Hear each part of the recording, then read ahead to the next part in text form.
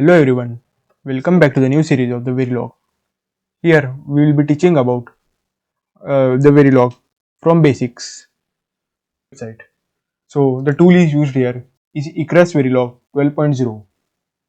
So run options, you have to tick mark this one. Okay.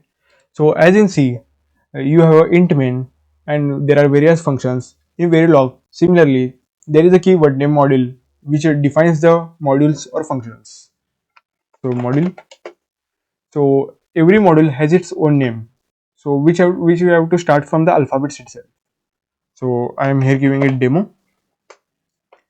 We have to open the bracket and we have to give the variables. These variables, whether they can be input or output. We have to close the bracket and give a semicolon. So we have to give the variables whether they are input or output.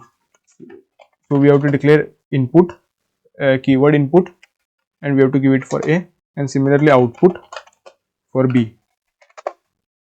So now we have to assign the output to the input. So for that we will use a keyword assign. So assign.